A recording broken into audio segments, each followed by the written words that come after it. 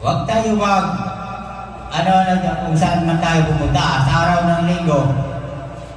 Ako nga, kahit wala reliever ngayon, pinilit ko lang si Sir.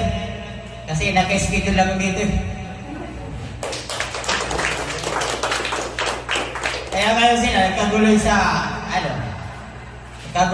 duty. Kaya, masaya ako kasi nandito tayo sa ating mahal na Panginoon. Tuloy na po tayo, mga minamahal.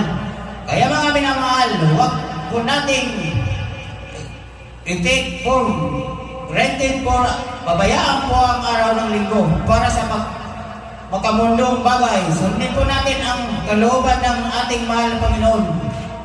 Dumalo po tayo sa Kanya.